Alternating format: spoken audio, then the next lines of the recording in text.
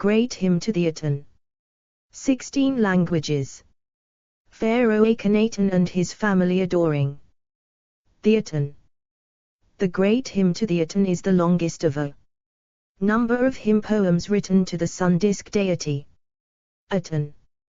Composed in the middle of the 14th century BC, it is varyingly attributed to the 18th dynasty Pharaoh Akhenaten or his courtiers, depending on the version, who radically changed traditional forms of Egyptian religion by replacing them with Atenism. 1. The hymn bears a notable resemblance to the biblical Psalm 104. 2. Background, edit. The hymn poem provides a glimpse of the religious artistry of the Amarna period expressed in multiple forms encompassing literature, new temples, and in the building of a whole new city at the site of present-day Amarna as the capital of Egypt. Egyptologist Toby Wilkinson said that it has been called one of the most significant and splendid pieces of poetry to survive from the pre-Homeric world. 3. Egyptologist John Darnell asserts that the hymn was sung for various courtiers' rock tombs at Amarna, ancient Akhenaten. The city Akhenaten founded, have similar prayers or hymns to the deity Aten or to the Aten and Akhenaten jointly. One of these, found in almost identical form in 5 tombs, is known as the short hymn to the Aten. The long version discussed in this article was found in the tomb of the courtier, and later pharaoh. A. 5. The 18th dynasty Pharaoh Akhenaten forbade the worship of other gods, a radical departure from the centuries of Egyptian religious practice. Akhenaten's religious reforms, later regarded heretical and reversed under his successor Pharaoh Tutankhamun, have been described by some scholars as monotheistic, though others consider them to be henotheistic. 6. Explore our developer-friendly HTML to PDF API printed using PDF Crowd HTML to PDF. Drawing of the inscription of the hymn text, 1908 publication. Excerpts of the hymn poem to Aten, edit. These particular excerpts are not attributed to Aten himself. This long version was found in the tomb of the courtier A. 7. From the middle of the text. How manifold it is, what thou hast made! They are hidden from the face of man. O sole God, like whom there is no other. Thou didst create the world according to thy desire. Whilst thou wert alone, all men, cattle, and wild beasts. Whatever is on earth, going upon its feet. And what is on high, flying with its wings. The countries of Syria and Nubia. 8. The land of Egypt. Thou settest every man in his place. Thou suppliest their necessities. Everyone has his food, and his time of life is reckoned. Their tongues are separate in speech, and their natures as well. Their skins are distinguished, as thou distinguishest the foreign peoples. Thou makest a Nile in the underworld. Thou bringest forth as thou desirest, to maintain the people of Egypt, according as thou madest them for thyself. The Lord of all of them, wearying himself with them. The Lord of every land, rising for them. The Aten of the day, great of majesty. 9. From the last part of the text, translated by Miriam like time. You are in my heart. There is no other who knows you. Only your son, Neferkepra, sole one of Re, Akhenaten, whom you have taught your ways and your might. Those on earth come from your hand as you made them. When you have dawned they live. Explore our developer-friendly HTML to PDF API printed using PDF Crowd HTML to PDF. When you set they die. You yourself are lifetime, one lives by you. All eyes are on your beauty until you set. All labor ceases when you rest in the west. When you rise you stir, everyone, for the king. Every leg is on the move since you founded the earth. You rouse them for your son who came from your body. The king who lives by mate, the lord of the two lands.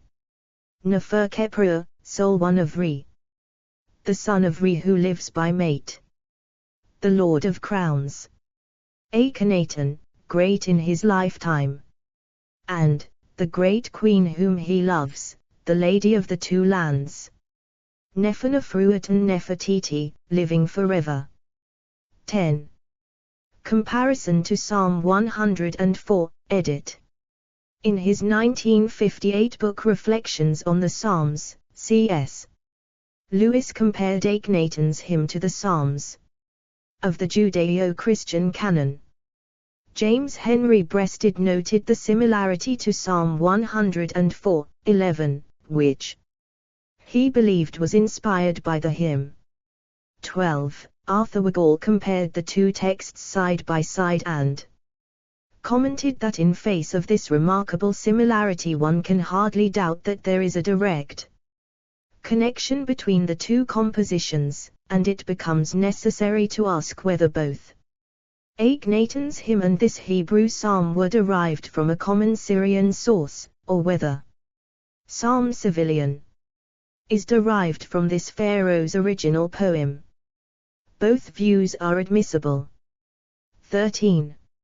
Lifetime, however, said that the resemblances are more likely to be the result of the generic similarity between Egyptian hymns and biblical psalms. A specific literary interdependence is not probable. 14. Biblical scholar Mark S. Smith has commented that despite enduring support for the comparison of the two texts, enthusiasm for even indirect influence has been tempered in recent decades. In some quarters, the argument for any form of influence is simply rejected outright. Still, some Egyptologists, such as Jan Arsman and Donald Redford, argue for Egyptian influence on both the Amarna correspondence, especially in EA 147, and on Psalm 104. 15, 16. Analysis, edit. Analyses of the poem are divided between those considering it as a work of literature, and those considering its political and socio-religious intentions. James Henry Breasted considered Akhenaten to be the first monotheist and scientist in history. In 1899, Flinders Petrie wrote, "Explore our developer-friendly HTML to PDF API printed using PDF Crowd HTML to PDF. If this were a new religion, invented to satisfy our modern scientific conceptions, we could not find a flaw in the correctness of this view of the energy of the solar system."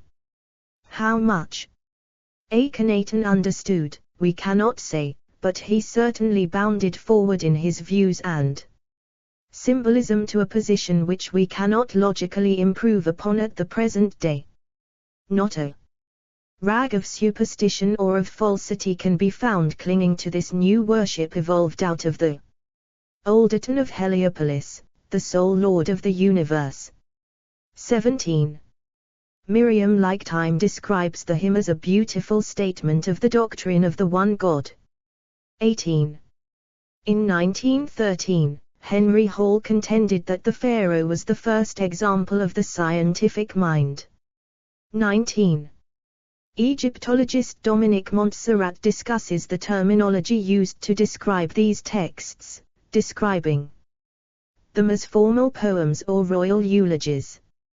He views the word hymn as suggesting outpourings of emotion while he sees them as eulogies, formal and rhetorical statements of praise honoring Aten and the royal couple. He credits James Henry Breasted with the popularization of them as him, saying that Breasted saw them as a gospel of the beauty and beneficence of the natural order, a recognition of the message of nature to the soul of man. Quote from Breasted. 20. Montserrat argues that all the versions of the hymns focus on the king and suggests that the specific innovation is to redefine the relationship of God and king in a way that benefited Akhenaten. Quoting the statement of Egyptologist John Baines that Amena religion was a religion of God and king, or even of king first and then God. 21, 22. Donald B. Redford argued that while Akhenaten called himself the son of the sun disk and acted as the chief mediator between God and creation, kings for thousands of years before Akhenaten's time had claimed the same relationship and priestly role. However, Akhenaten's case may be different through the emphasis placed on the heavenly father and son relationship. Akhenaten described himself as thy son who came forth from thy limbs, thy child, the eternal son that came forth from the sun disk, and thine only son that came forth from thy body. The close relationship between father and son is such that only the king truly knows the heart of his father, and in return, his father listens to his son's prayers. He is his father's image on earth, and as Akhenaten is king on earth, his father is king in heaven. As high priest, prophet, king and divine, he claimed the central position in the new religious system. Since only he knew his father's mind and will, Akhenaten alone could interpret that will for all mankind, with true teaching coming only from him. 23. Redford concluded, before much of the archaeological evidence from Thebes and from Tel El Amarna became available, wishful thinking sometimes turned Akhenaten into a humane teacher of the true God, a mentor of Moses, a Christ-like figure, a philosopher before his time. But these imaginary creatures are now fading away one by one as the historical reality gradually explore our developer-friendly HTML to PDF API printed using PDF Crowd HTML to PDF emerges. There is little or no evidence to support the notion that Akhenaten was a progenitor of the full-blown monotheism that we find in the Bible. The monotheism of the Hebrew Bible and the New Testament had its own separate development, one that began more than half a millennium after the pharaoh's death. 24. Adaptations, edit.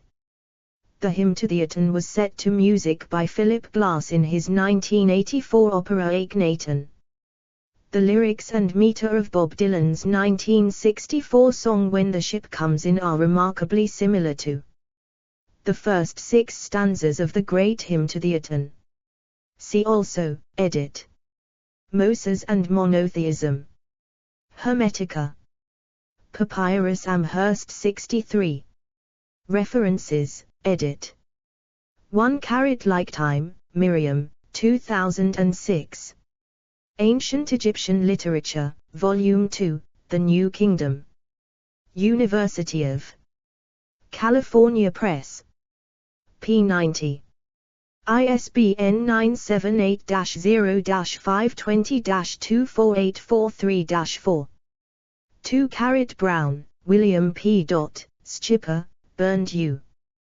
28 March, 2014, Egyptian Backgrounds to the Psalms, The Oxford Handbook of the Psalms, Oxford University Press. Do. 10.1000-978-019783335.013.004, ISBN 978-0-19-9783333-5, retrieved 7 January 2023. 3 Wilkinson, Toby, 2011. The Rise and Fall of Ancient Egypt. Bloomsbury Publishing. pp. 289290. ISBN 978-1408810026. 4 Darnell, John Coleman, 3 August 2007. Tutankhamun's Armies, Battle and Conquest During Ancient Egypt's Late 18th Dynasty. John Wiley and Sons. p. 41. ISBN 978-0471743583. 5 Lifetime, Miriam, 2006. Ancient Egyptian Literature, Volume 2, The New Kingdom. University of California Press. p. 90. ISBN 978-0520248434. 6 Brewer, Douglas J. Emily Teeter, the 22nd of February 2007. Egypt and the Egyptians, 2nd ed. Cambridge University Press. p. 105. ISBN 978-0-521-85150-3. 7 Lifetime, Miriam, 2006. Ancient Egyptian Literature, Volume 2, The New Kingdom. University of California Press. p. 90. ISBN 978-0520248434. 8 In the Original, The Lands of Khor and Kush. 9 Pritchard, James B., ed., The Ancient Near East Volume 1, An Anthology of Texts and Pictures. Princeton, New Jersey, Princeton University Press, 1958, pp. 227-230. 10 Lifetime, Miriam, 2006. Ancient Egyptian Literature, Volume 2, The New Kingdom, 2nd Ref ed. University of California Press. p. 99. ISBN 978-0520248434. 11 Breasted, James Henry, 2008. A History of the Ancient Egyptians, Rupert ed. Kessinger. Publishing. p. 273. ISBN 978-1436570732. Explore our developer-friendly HTML to PDF API printed using PDF Crowd HTML to PDF. 12 Montserrat, Dominic, 2002. Akhenaten, History, Fantasy and Ancient Egypt. Routledge. p. 101. ISBN 978-0415301862. 13 Wigall, Arthur E. p. 1911. The Life and Times of Akhenaten. William Blackwood and Sons. pp. 155156. Retrieved 24 January 2024. 14 Lifetime, Miriam, 2006. Ancient Egyptian Literature, Volume 2, The New Kingdom. University of California Press. p. 100. ISBN 978-0520248434. 15 Smith, Mark S. 2010. God in Translation, Deities in Cross-Cultural Discourse in the Biblical World. William B. Edmonds Publishing. p. 70. ISBN 978-0802864338.